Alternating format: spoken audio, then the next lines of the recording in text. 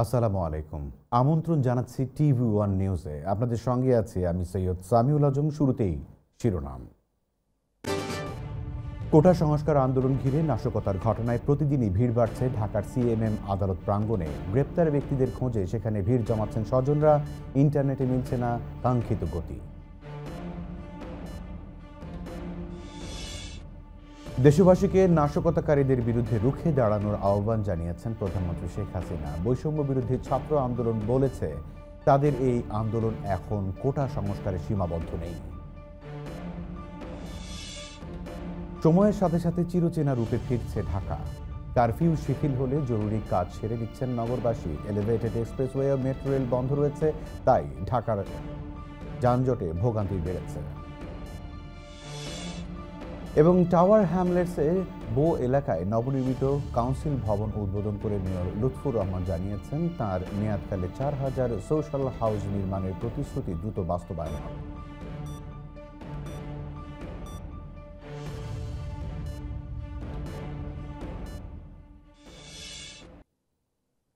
এবারে বিস্তারিত। কোটা সংস্কার আন্দোলন ঘিরে নাশকতার ঘটনায় প্রতিদিনই ভিড় বাড়ছে ঢাকার সিএমএম কোর্ট প্রাঙ্গণে। কদিন ধরে গ্রেপ্তার ব্যক্তিদের খোঁজে সেখানে ভিড় জমাচ্ছেন স্বজনরা। বিএনপিপন্থী আইনজীবীরা বলেছেন সরকার ক্ষমতার বাড়াবাড়ি করছে, ঢালাও গ্রেপ্তার করছে কর্মীদের। আর পাবলিক প্রসিকিউটরের দাবি তথ্য ছাড়া কাউকে গ্রেপ্তার করা হচ্ছে না। কেউ নির্দোষ হলে সেটি আদালতেই প্রমাণিত হবে। বিস্তারিত রিপোর্টে। আসামিবাহী গাড়ি দেখা মাত্রই ছুটে আসেন স্বজনরা। গ্রেফতার স্বজনের খোঁজে কেউ কেউ ডাক দিচ্ছেন নাম ধরে। এই চিত্র ঢাকা মেট্রোপলিটন ম্যাজিস্ট্রেট কোর্টের সামনে। কোটা সংস্কার আন্দোলন ঘিরে সহিংসতার ঘটনায় অভিযান চলছে পুলিশের। বিভিন্ন জায়গা থেকে গ্রেফতারকৃতদের প্রিজন ভ্যানে আনা হয় আদালতে। কেউ কেউ খুবই চিন্তিত। বহু ডাকাডাকির পরও সাড়া মেলে না স্বজনের। জানান, থানায় যোগাযোগ করলে পুলিশ জানিয়েছিল আদালতে নেওয়া হচ্ছে, সেখানেই দেখা পাওয়া যাবে। থানায় আসছে, গাড়ি দিয়ে এখন আসবে বাসন্তী থানা। কেন ধরছে, কি বলছে? ওগুলো শুধু শুধু ধরে নিয়ে এসেছে, বাসার সামনে থেকে ধরে নিয়ে এসেছে। জিজ্ঞাসা করছে তুমি কোন জায়গায় লেখাপড়া করো, কি করো, পরে ধরে নিয়ে আসছে স্যার। শোয়ার হয়েছে, শোয়ার থেকে যায় আর মানে রুমের ভিতরে ঢুকছে ৫-৬ জন ধরে, তারপরে লয়ে গেছে। গাড়ির হেলপারি করে তারপর আর কি ৩ জনে মিলে আর কি একটু ঘুরতে আসছে আর কি রেল লাইনে, ওই জায়গাতে আর কি ধরছে। অনেকে দাবি করেন আন্দোলনে জড়িত না থাকলেও আপনজনকে বাসা থেকে তুলে নিয়ে গেছে গোয়েন্দা পুলিশ। কারো অভিযোগ শুধু বিএনপি করার কারণেই হতে হয়েছে গ্রেফতার। রাজনীতি করে, রাজনীতির মামলার সাথে যুক্ত, জড়িত রাজনীতির সাথে। অভিযোগ ছাড়াই ওনারা ডিবি পুলিশ আমার বাসায় অ্যাটাক করে ধস্তাধস্তি করে নিয়ে আসে, জোরপূর্বক নিয়ে আসে আমার বাসা থেকে। কাজে যাওয়া ধরছে, কাজের থেকে তারা উঠাই লয়েছে উত্তরা থেকে। তবে ঢাকা মহানগর আদালতের পাবলিক প্রসিকিউটর জানালেন সুনির্দিষ্ট তথ্য প্রমাণ হাতে নিয়ে গ্রেফতার করেছে পুলিশ। নিরপরাধ কাউকে হয়রানি করা হচ্ছে না, যদিও ঢালাও গ্রেফতারের অভিযোগ করেন বিএনপিপন্থী আইনজীবীরা। এখন যাদের গ্রেপ্তার করা হয়েছে এটা তো তদন্ত সাপেক্ষের ব্যাপার। তদন্ত করে যদি দেখা যায় না সে নিরপরাধ, অবশ্যই তাকে এই মামলা থেকে তাকে অব্যাহতি দেওয়া হবে, কিন্তু সেই পর্যন্ত আমাদেরকে অপেক্ষা করতে হবে। আর পুলিশ এখন যাদেরকে ধরছে তারা কিন্তু তাদের সুনির্দিষ্ট অভিযোগের ভিত্তিতেই এবং সে তথ্যপত্রের মাধ্যমে কিন্তু তাদের গ্রেপ্তার করা হচ্ছে এবং গ্রেপ্তার হওয়ার পরে এখন তার আদালতে আসছে, মামলার তদন্ত চলছে। তদন্ত শেষ হওয়ার পরেই বোঝা যাবে কে অপরাধী আর কে অপরাধী না। আওয়ামীপন্থী কোনো আইনজীবী সহিংসতার ঘটনায় গ্রেফতার আসামিদের পক্ষে মামলা না লড়ার সিদ্ধান্ত নিয়েছেন বলে জানান মহানগর আদালতের পিপি। বাংলাদেশে ইন্টারনেট চালু হলেও মিলছে না কাঙ্ক্ষিত গতি। এমন পরিস্থিতিতে ব্রডব্যান্ড ইন্টারনেট গতি বৃদ্ধির উদ্যোগ নিয়েছে নিয়ন্ত্রক সংস্থা বিটিআরসি। ব্যান্ডউইথের সরবরাহ বাড়াতে দেশে স্থাপিত গুগলের সব ক্যাশ সার্ভার চালুর জন্য আইআইজি অপারেটরদের নির্দেশ দিয়েছে সংস্থাটি। প্রযুক্তিবিদরা বলছেন এর ফলে ইউটিউব সহ গুগলের সব সার্ভিস নিরবচ্ছিন্নভাবে ব্যবহার করা যাবে। বিস্তারিত রিপোর্টে। ব্রডব্যান্ড ইন্টারনেট সেবা চালু হলেও ধীরগতির কারণে ভোগান্তিতে পড়েছেন গ্রাহকরা। নেই ব্যান্ডউইথের পর্যাপ্ত সরবরাহ, তাই গতিহীন সেবায় মিলছে না প্রত্যাশিত ফল। হয়তো কাজ চলে যাচ্ছে, বাট স্লো আছে। আমাদের কাজের স্পিডও আগের চেয়ে অনেক কমে গিয়েছে। আগে যে স্পিডে কাজ করতে পারতাম সেই স্পিডে কাজ আমরা করতে পারছি না আনফরচুনেটলি। গুগলের কোনো পরিষেবা স্বাচ্ছন্দ্যে নিতে পারছি না। ডাউনলোড স্পিডটা একেবারেই কম, আপলোড স্পিডটাও যথেষ্ট কম। দেশে বর্তমানে আন্তর্জাতিক ব্যান্ডউইথ ব্যবহার হচ্ছে প্রায় 6500 জিবিপিএস। এর 3000-এর বেশি জিবিপিএস ব্রডব্যান্ড ইন্টারনেটে আর মোবাইল ইন্টারনেটে সরবরাহ হয় বাকিটা। এই মুহূর্তে মোবাইলে ইন্টারনেট বন্ধ থাকায় 3000 জিবিপিএস ব্যান্ডউইথের সরবরাহ থেকে বঞ্চিত গ্রাহকরা। মোবাইল ইন্টারনেটটা যেহেতু বন্ধ আছে সেজন্য ফিক্সড ব্রডব্যান্ডের উপর একটা প্রচুর পরিমাণে প্রেশার পড়ছে, কারণ আমরা যারা এখন স্মার্টফোন ইউজ করি তারা এখন মোবাইলে ইউজ করতে পারছে না। অন্যদিকে ফেসবুক, গুগল, টিকটক সহ বিভিন্ন বৈশ্বিক প্রতিষ্ঠানের বাংলাদেশে স্থাপিত ক্যাশ সার্ভার থেকে সরবরাহ হয় প্রায় 30,000 জিবিপিএস ব্যান্ডউইথ। ডাটা সেন্টার ক্ষতিগ্রস্ত হয়, বিপুল পরিমাণ ব্যান্ডউইথের কোনো ব্যবহার নেই। এই 3,500-এর প্রায় 5 গুণ, 4 থেকে 5 গুণ ব্যান্ডউইথ আমাদের ক্যাশ সার্ভিস থেকে, লোকাল ক্যাশ সার্ভিস থেকে আমরা দিই। যেহেতু আমাদের সোশ্যাল মিডিয়া এবং লোকাল ক্যাশ সার্ভার বর্তমানে বন্ধ আছে, তার মানে 3,500 জিবিপিএস দিয়েই আমাদের পুরো কাস্টমারদেরকে স্যাটিসফাই করার চেষ্টা করা হচ্ছে, কিন্তু এটা আসলে অবাস্তব। এদিকে ব্রডব্যান্ড ইন্টারনেটের গতি বাড়ানোর উদ্যোগ নিয়েছে নিয়ন্ত্রক সংস্থা বিটিআরসি। গুগলের সব ক্যাশ সার্ভার চালুর জন্য ইন্টারন্যাশনাল ইন্টারনেট গেটওয়ে অপারেটরদের নির্দেশ দেওয়া হয়েছে। আজকেও আমরা নির্দেশনা পেয়েছি, গুগলের সব সার্ভিসগুলি আমরা অন করতে, ক্যাশ সার্ভারগুলি অন করে ফেলেছি। আশা করা যায় আজকে সন্ধ্যার পর থেকে সার্ভিসের বেটারমেন্ট, সার্ভিসটা আরেকটু এনশিওর করা সম্ভব হবে। গুগলের সব সার্ভিস এবং ইউটিউব সহ অন্যান্য কিছু সেবা সীমিত পরিসরে চালু হলেও এখনও বন্ধ আছে ফেসবুক ও টিকটক। নাশকতায় ক্ষতিগ্রস্ত মিরপুর 10 নম্বর মেট্রো রেল স্টেশন পরিদর্শন করেছেন প্রধানমন্ত্রী শেখ হাসিনা। এ সময় তিনি প্রশ্ন রাখেন, যে স্থাপনাগুলো মানুষের জীবন সহজ করে দিয়েছিল সেগুলো ধ্বংস করা কোন ধরনের মানসিকতা। দেশবাসীকে নাশকতাকারীদের বিরুদ্ধে রুখে দাঁড়ানোর আহ্বান জানান শেখ হাসিনা। বিস্তারিত রিপোর্টে। চলমান সহিংসতায় দুর্বৃত্তদের হামলায় ব্যাপক ক্ষতিগ্রস্ত মেট্রো রেলের কাজীপাড়া ও মিরপুর স্টেশন। এর মধ্যে ব্যাপক ক্ষয়ক্ষতি হয়েছে মিরপুর 10 নম্বর স্টেশনে। দোতলার কনকোর্স হল রীতিমতো ধ্বংসস্তূপ। বৃহস্পতিবার সকালে ক্ষতিগ্রস্ত স্টেশন পরিদর্শনে যান প্রধানমন্ত্রী শেখ হাসিনা। ঘুরে দেখেন নাশকতায় ক্ষতিগ্রস্ত মিরপুর 10 নম্বর স্টেশন। সেখানকার কোনো জানালাই অক্ষত নেই, ভেঙে ফেলা হয়েছে টিকিট কাউন্টার, রেহাই পায়নি স্টেশন কন্ট্রোল রুমও, চারপাশেই ক্ষয়ক্ষতির চিহ্ন। এসব দেখে অশ্রু সজল হয়ে পড়েন প্রধানমন্ত্রী। আবেগ আপ্লুত কণ্ঠে জানান, মেট্রো স্টেশনে যেভাবে হামলা হয়েছে তা মেনে নেওয়া যায় না। এটা বিশ্বাস হতে চায় না যে এদেশের মানুষেরা করতে পারে, কিন্তু সেই কাজই করেছে। তার বক্তব্য, সাধারণ মানুষ যাতে নির্বিঘ্নে কর্মক্ষেত্রে যেতে পারে সেজন্যই গড়া হয়েছিল আধুনিক প্রযুক্তি সম্পন্ন মেট্রো রেল। প্রতিটি স্থাপনা তৈরি করেছি যেগুলি মানুষের সেবা দেয়, মানুষের জীবনযাত্রা সহজ করে, মানুষের জীবনকে উন্নত করে। ঠিক সেইগুলি ভেঙে সম্পূর্ণ নষ্ট করে দেওয়ার কি মানসিকতা। ঘরে ফিরে সময়ের আগে ঘরে ফেরার একটা সুযোগ ছিল এবং তখন বেশ কিছু সময় পেতেন পরিবারের সঙ্গে বসে অন্তত কিছু সময় কাটাতে। এই মেট্রো রেলের উপর এত আক্রমণ কেন, এটাই আমার প্রশ্ন। যে স্থাপনাগুলো মানুষের জীবন সহজ করেছিল সেসব ধ্বংস করার কোন মানসিকতায় রাখেন সেই প্রশ্ন। তাদের যেটা প্রত্যাশা সেটাই পূরণ করা হবে, তারা হতাশ হবে না। আমি এই আশ্বাস দিয়ে তাদেরকে বললাম বিরত করতে থাকতে, কিন্তু সেটা করলো না। আর এরই সুযোগ নিয়ে সেই 17 জুলাই থেকে যেভাবে ধ্বংসাত্মক কার্যকলাপ শুরু হলো, তাতে কারা লাভবান? এই মেট্রো রেলে কি আমি চড়বো?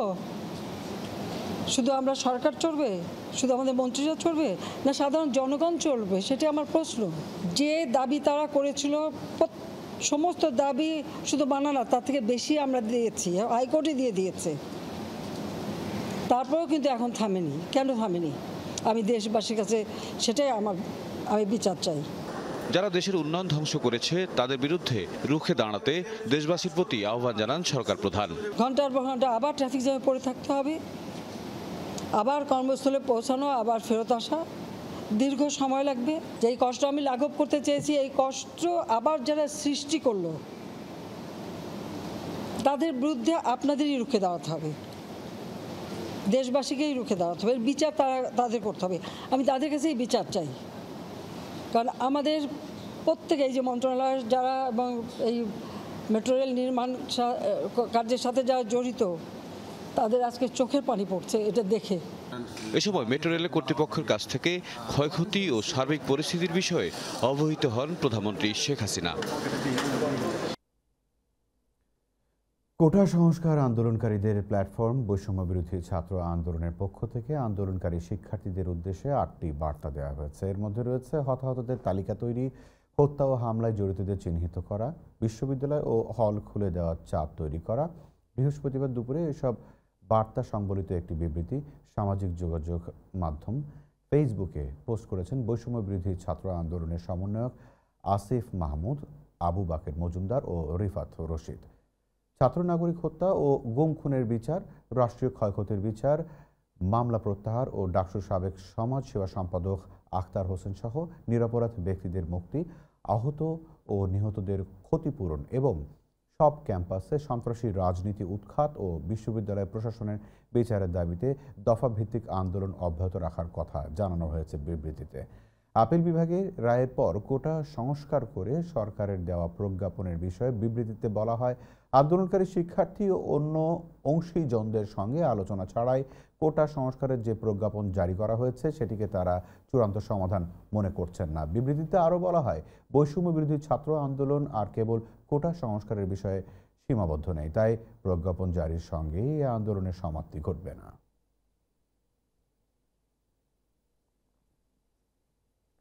সময়ের সাথে সাথে চিরচেনা রূপে ফিরছে ঢাকা। বৃহস্পতিবার 7 ঘন্টা কারফিউ শিথিল থাকায় স্বাভাবিক কাজকর্ম সেরে নিতে ঢাকাবাসীর মধ্যে ব্যস্ততা দেখা যায়। অফিস আদালতের সময় 4 ঘন্টা হওয়ায় দ্রুত জরুরি কাজ সেরে নেয়ার তাড়া ছিল জনসাধারণের মধ্যে। এলিভেটেড এক্সপ্রেসওয়ে এবং মেট্রো রেল বন্ধ রয়েছে, তাই ঢাকার যানজটে ভোগান্তি বেড়েছে। বিস্তারিত রিপোর্টে।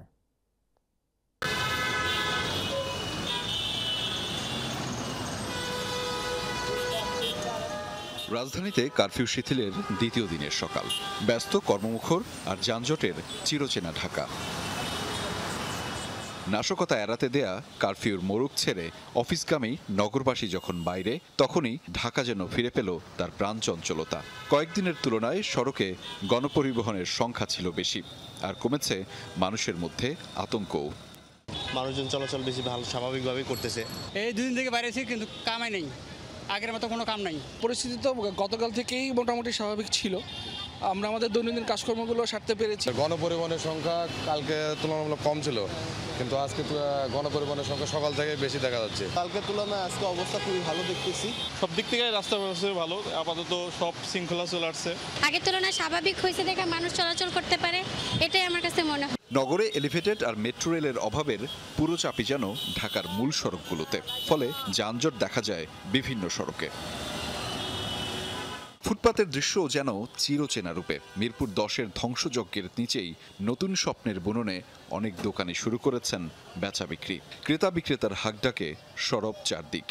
এখনো অবস্থা বেশি ভালো না, এখনো সবকিছুরই দাম বাড়তে অতিরিক্ত। 10 নম্বর এই জায়গায় আসতেই পারি নাই, আজকে তো মনে করেন যে পুরোপুরি নিরাপদ। আমরা গতকালকে খুলছি, মানুষজন আতঙ্কে আছে একটু, তবে আসতেছে, মানুষ আসতেছে, লোক সংখ্যা বাড়তেছে। ব্যাংকপাড়ায়ও ছিল কর্মব্যস্ততা, ইন্টারনেট প্রোভাইডার কর্মীদের নিরলস চেষ্টা সেবা পৌঁছানোর। হ্যাঁ, আমাদের নতুন করে কেবলগুলো টানতে হচ্ছে, এই জন্য একটু সময় লাগতেছে। আমরা চেষ্টা করব আজকের ভিতরে সম্পূর্ণ আর কি প্রপারলি রেডি করে দিতে। আগের চেয়ে এখন যথেষ্ট স্বস্তি আছে, কিন্তু আগের মতো লাইফটা আসলে পাচ্ছি না। অলিগলির দোকানের কাছে কারফিউ শিথিলের এই সময়টা আলাদা। বেঁধে দেওয়ার সময়ে বেড়ে যায় ক্রেতাদের আনাগোনা।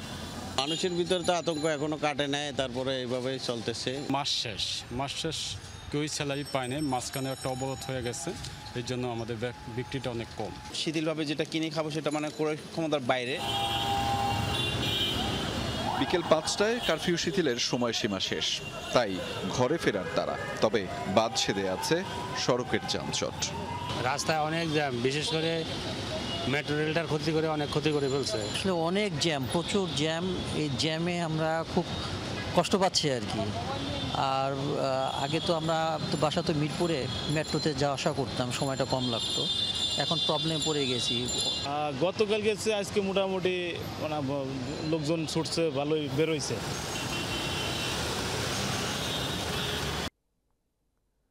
সংবাদে একটি বিরতি নিচ্ছি, আর বিরতির পর থাকছে। যুক্তরাষ্ট্রের কংগ্রেসে দাঁড়িয়ে গাজায় আগ্রাসনের পক্ষে সাফাই গাইলেন ইসরায়েলের প্রধানমন্ত্রী বেনিয়ামিন নেতানিয়াহু।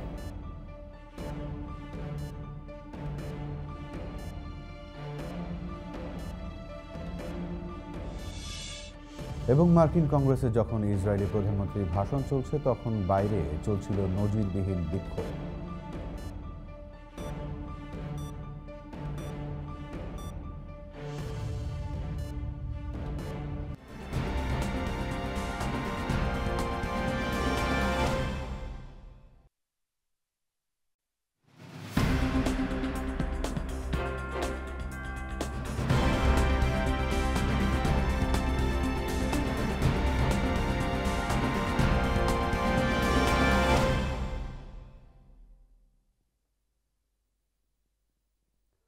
আরও একবার আমন্ত্রণ TV1 নিউজে। টাওয়ার হ্যামলেটসের বো এলাকায় নবনির্মিত কাউন্সিল ভবনের উদ্বোধন করেছেন নির্বাহী মেয়র লুৎফুর রহমান। এ সময় মেয়র জানান, তার মেয়াদকালে 4000 সোশ্যাল হাউস নির্মাণের যে প্রতিশ্রুতি দেওয়া হয়েছিল তা দ্রুত বাস্তবায়ন করা হবে। মেয়র আরও জানান, কাউন্সিলের নিজস্ব ভূমিতে নতুন 12টি ভবন নির্মাণের প্রকল্পের দরপত্র চূড়ান্ত হওয়ার পথে। বিস্তারিত জাকির হোসেনের রিপোর্টে। শুক্রবার টাওয়ার হ্যামলেটসের বো এলাকায় মেরি ডিকসন হাউস নামে 30টি নতুন আবাসিক ভবনের উদ্বোধন করেন মেয়র লুৎফুর রহমান। এ সময় কাউন্সিলের ঊর্ধ্বতন কর্মকর্তা ছাড়াও ভবনের বাসিন্দারা উপস্থিত ছিলেন। বেশি অংশ মানুষের হাউজিং নিড, সবাইরে আপনার এই নতুন গড় দেওয়া ইমিডিয়েটলি সম্ভব নয়। আমরা অনুরোধ করি, আমরা অফিসারের অনুরোধ করি, প্রেশার দেই, প্লাস আমরা নতুন গড় বাড়ি আমরা পাইপলাইনে ঢুকাইছে বিল্ড করা লাগে। বাট কামালি সাহেব ইজ এ গুড এক্সাম্পল যে সাজাই থাইলে খাস ওইতে পারে। আমরা অনুরোধ করছি অফিসারে, আমরা এই যে গড় বাড়ি নতুন আইসে পাইপলাইনও। উদ্বোধনের পর নির্বাহী মেয়র তার সার্জারিতে এসেছিলেন এমন 2টি পরিবারের সাথে মিলিত হন এবং তাদের ঘর পরিদর্শন করেন। তাদের একজন স্বাস্থ্যগত কারণে ঘর পেয়েছেন। Basically, I lived in a 2-bedroom house for the last 10 years. Then I've got this house after 3.5 years. I've been waiting in the special need priority, and alhamdulillah, I've got now a 4-bedroom property. So, which is for my special need child, and also me. I'm also a liver transplant patient myself. So having this property, it's made a great deal for us, and it's basically meets all our needs. 4 বেডরুমের ঘর পেয়ে দারুণ খুশি এই পরিবার। হিগোর damp আছে, damp হওয়ার বাদে আপনার যে আস্তাটা সিলিং আমার আস্তা ক্লাব শুয়ে পড়ে গেছিল, আমার বাচ্চার উপরে পড়ছে, আমার ফ্যামিলির উপরে পড়ছে। আমার লগে লগে আপনার ইগোর তাকে হোটেলে নিছে। আমি হোটেলে রয়েছি অল গেট প্রায় 3 মাস হোটেলে থাকার বাদে রেডি হওয়ার বাদে আমার আবার মুখ বসছেন। যারা ঘরের জন্য দীর্ঘদিন যাবৎ অপেক্ষায় রয়েছেন তাদের প্রতি সহানুভূতি প্রকাশ করেছেন মেয়র। তাদেরকে স্থানীয় কাউন্সিলর অথবা মেয়র সার্জারিতে যোগাযোগের পরামর্শ দিয়েছেন তিনি। Zakir Hussain, TV1 news, London. যুক্তরাষ্ট্রের কংগ্রেসে দাঁড়িয়ে গাজায় আগ্রাসনের পক্ষে সাফাই গাইলেন ইসরায়েলের প্রধানমন্ত্রী বেনিয়ামিন নেতানিয়াহু। হুঁশিয়ারি দিয়েছেন, হামাস নির্মূল না হওয়া পর্যন্ত চলবে অভিযান। বলেছেন, যুক্তরাষ্ট্র ও ইসরায়েলের অভিন্ন শত্রু ইরান। আরও বলেন, মধ্যপ্রাচ্যের সন্ত্রাসবাদের বিরুদ্ধে একসাথে লড়তে হবে ওয়াশিংটন ও তেল আবিবকে। গাজায় দ্রুত লক্ষ্য অর্জনে আরও সামরিক সহায়তাও চান নেতানিয়াহু। বিস্তারিত রিপোর্টে। বহু মার্কিন আইন প্রণেতা দাঁড়িয়ে অভ্যর্থনা জানান ইসরায়েলের প্রধানমন্ত্রীকে, দুধনীয় দেন কেউ কেউ। সেসব তোয়াক্কা না করে চতুর্থবারের মতো যুক্তরাষ্ট্রের কংগ্রেসে ভাষণ দিলেন বেনিয়ামিন নেতানিয়াহু।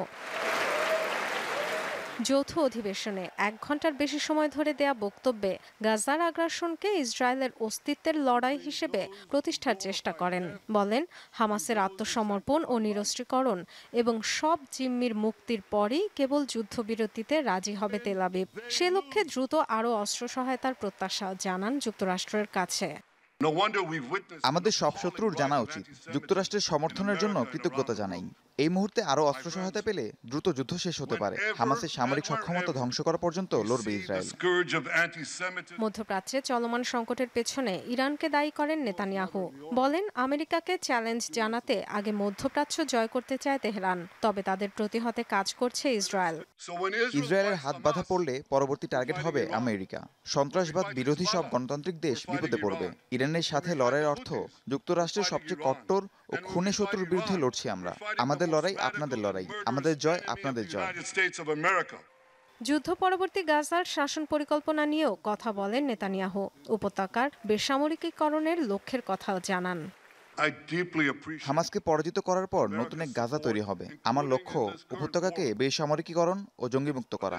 গাজা আর ইসরায়েলের জন্য হুমকি হবে না। গাজার ভবিষ্যৎ প্রজন্মের ফিলিস্তিনিদের ইহুদি বিদ্বেষ শেখানো হবে না। ডোনাল্ড ট্রাম্প হোয়াইট হাউসে ফিরতে পারেন এমন সম্ভাবনার কথাও মাথায় রেখেছেন নেতানিয়াহু। তাই তো ট্রাম্পের শাসনামলে জেরুজালেমে মার্কিন দূতাবাস স্থাপন ও গোলান মালভূমিকে ইসরায়েলের অংশ হিসেবে স্বীকৃতি দেওয়ার প্রসঙ্গ তুলে রিপাবলিকান নেতাকে ধন্যবাদ জানান ইসরায়েলি প্রধানমন্ত্রী। ফ্লোরিডায় সাক্ষাতের কথাও রয়েছে দুজনের। মার্কিন কংগ্রেসে যখন ইসরায়েলি প্রধানমন্ত্রীর ভাষণ চলছে, তখন বাইরে চলছে নজিরবিহীন বিক্ষোভ। বেনিয়ামিন নেতানিয়াহুর যুক্তরাষ্ট্র সফর ঘিরে প্রতিবাদে জড়ো হয় হাজার হাজার মানুষ। কেবল ক্যাপিটল হিল নয়, নেতানিয়াহুকে যুদ্ধাপরাধী আখ্যা দিয়ে স্লোগানে মুখরিত হয়েছে ওয়াশিংটনের বিভিন্ন রাজপথ। প্রধানমন্ত্রীর ভাষণে জিম্মি উদ্ধারের ইস্যু না থাকায় ক্ষোভ ঝেড়েছে ইসরায়েলিরাও। তেল আবিব বিরোধী আন্দোলনকারীদের ইরানের মদতপুষ্ট বোকা বলে আখ্যা দিয়েছেন নেতানিয়াহু। মার্কিন কংগ্রেসে আইন প্রণেতারা যখন বেনিয়ামিন নেতানিয়াহুকে অভিবাদন জানাচ্ছিলেন, বাইরে তখন বিক্ষোভের আগুন। ক্যাপিটল হিলের সামনে আন্দোলনকারীদের প্ল্যাকার্ড ব্যানারে নেতানিয়াহুকে বলা হয় ওয়ান্টেড ওয়ার ক্রিমিনাল। বিক্ষোভকারীদের মিছিলে বাধা দেয় পুলিশ, ছোড়ে পিপার স্প্রেও। আন্দোলনকারীরা শান্তিপূর্ণ সমাবেশের দাবি করলেও সহিংস আচরণের অভিযোগ করেছে নিরাপত্তা বাহিনী। আটকও করে বেশ কয়েকজনকে। নেতানিয়াহুর সফর ঘিরে আগেই জোরদার করা হয়েছিল নিরাপত্তা। বিক্ষোভের জেরে ক্যাপিটল হিলের আশপাশে বেশ কিছু সড়কে চলাচল বন্ধ করে দেয়া হয়। প্রতিবাদ সমাবেশ হয়েছে যুক্তরাষ্ট্রের রাজধানীর অন্যান্য এলাকাতেও। ইসরায়েলে অস্ত্র সরবরাহ বন্ধের দাবি জানিয়েছে বিক্ষোভকারীরা। জরিপে তাদের 56% ভোটার এটাকে গণহত্যা বলেছে। এটা ক্ষমার অযোগ্য। আমরা দেখছি এবং সেভাবেই ভোট দেব। বাইডেন, কমলা হ্যারিস সবার প্রতি নজর আছে। যুক্তরাষ্ট্র সহ বিশ্বজুড়ে ইসরায়েল বিরোধী বিক্ষোভের বিষয়টি এড়িয়ে না গিয়ে আন্দোলনকারীদের তীব্র নিন্দা জানান নেতানিয়াহু। বিক্ষোভকারীদের লজ্জিত হওয়া উচিত। অত্যাচারী ইরান মদদ আর অর্থের যোগান দিচ্ছে। আপনারা ইরানের ধোঁকায় পড়ে ইডিয়টে পরিণত হয়েছেন। নেতানিয়াহুর ভাষণ নিয়ে হতাশ ইসরায়েলিরাও। জিম্মিদের উদ্ধারের বিষয়ে কোনো দিক নির্দেশনা না থাকায় ক্ষোভ ছাড়েন স্বজনরা। লন্ডনে অনুষ্ঠিত হয়েছে সুনামগঞ্জবাসীর মিলন মেলা ও সাংস্কৃতিক সন্ধ্যা। 23 জুলাই মঙ্গলবার অনুষ্ঠিত এই আয়োজনের তত্ত্বাবধানে ছিলেন রাজীব বাসির, মুরাদ আহমেদ, আনোয়ারুল চৌধুরী সহ আরও অনেকে। সুনামগঞ্জ কলেজের সাবেক অধ্যাপক শাহগীর বখত ফারুকের সভাপতিত্বে ও মৃদুল কান্তি দাসের সঞ্চালনায় অনুষ্ঠিত এই আয়োজনে প্রধান অতিথি ছিলেন টাওয়ার হ্যামলেটসের কাউন্সিলর মেয়র লুৎফুর রহমান। বিশেষ অতিথি ছিলেন বাংলাদেশে নিযুক্ত সাবেক British high commissioner Anwar Chowdhury, Tower হ্যামলেটসের স্পিকার ব্যারিস্টার সাইফুদ্দিন খালেদ প্রমুখ। অনুষ্ঠানে প্রথম পর্বে ছিল আলোচনা সভা, দ্বিতীয় পর্বে ছিল আড্ডা ও নৈশভোজ, সবশেষ ছিল সাংস্কৃতিক অনুষ্ঠান।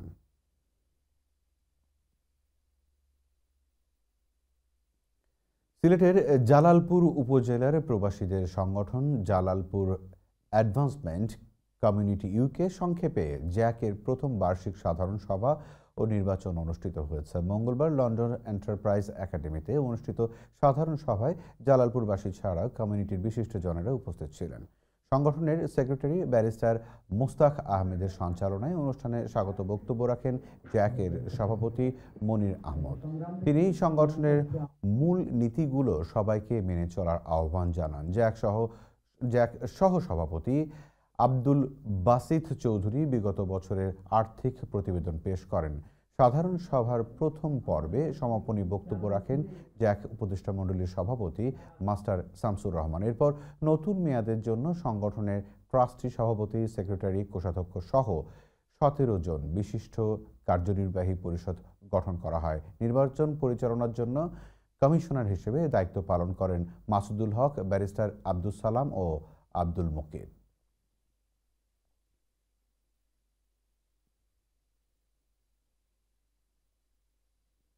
মৌলভীবাজার সরকারি কলেজের 1992-93 সেশনে শিক্ষার্থীদের এক পুনর্মিলন অনুষ্ঠিত হয়েছে লন্ডনে। ওল্ড পার্কুনিয়ান্স পেভিলিয়ন্স ইলফোর্ডে অনুষ্ঠিত এই আয়োজনে প্রাক্তন শিক্ষার্থীরা তাদের পরিবারের সদস্যদের নিয়ে নানান আয়োজনের মধ্য দিয়ে দিনটি উদযাপন করেন। অনুষ্ঠানের আয়োজন ও পরিচালনায় ছিলেন মঈনুদ্দিন শিপু, শফিকুর রহমান, সালাম বক্স, আনোয়ার মিয়া, শামীম আহমেদ, ইকবাল হোসেন সাচ্চু প্রমুখ। শিবলুর রহমান ও তপু তরফদারের পরিচালনায় পরে অনুষ্ঠিত হয় সাংস্কৃতিক অনুষ্ঠান।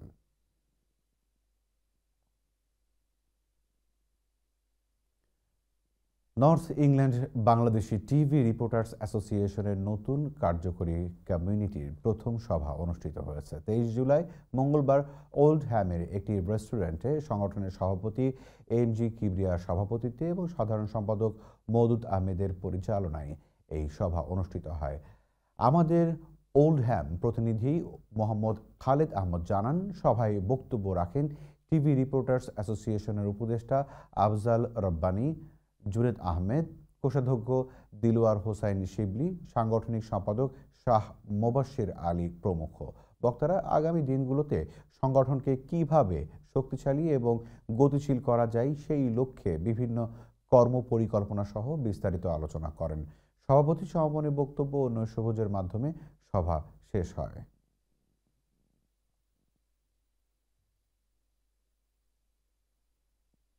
সংবাদ শেষ করার আগে শিরোনামগুলো জানিয়ে দিচ্ছি আরও একবার। কোটা সংস্কার আন্দোলন ঘিরে নাশকতার ঘটনায় প্রতিদিনই ভিড় বাড়ছে ঢাকার সিএমএম আদালত প্রাঙ্গণে। গ্রেপ্তার ব্যক্তিদের খোঁজে সেখানে ভিড় জমাচ্ছেন স্বজনরা। ইন্টারনেটে কাঙ্ক্ষিত গতি মিলছে না। দেশবাসীকে নাশকতাকারীদের বিরুদ্ধে রুখে দাঁড়ানোর আহ্বান জানিয়েছেন প্রধানমন্ত্রী শেখ হাসিনা। বৈষম্য বিরোধী ছাত্র আন্দোলন বলেছে, তাদের এই আন্দোলন এখন কোটা সংস্কারে সীমাবদ্ধ নেই। সময়ের সাথে সাথে চিরচেনা রূপে ফিরছে ঢাকা। কারফিউ শিথিল হলে জরুরি কাজ ছেড়ে দিচ্ছেন নগরবাসী। এলিভেটেড এক্সপ্রেসওয়ে ও মেট্রো রেল বন্ধ রয়েছে, তাই ঢাকার যানজটে ভোগান্তি বেড়েছে। এবং টাওয়ার হ্যামলেটসের বউ এলাকায় নবনির্মিত কাউন্সিল ভবন উদ্বোধন করে মেয়র লুৎফুর রহমান জানিয়েছেন, তার মেয়াদকালে 4000 সোশ্যাল হাউস নির্মাণের প্রতিশ্রুতি দ্রুত বাস্তবায়িত হবে।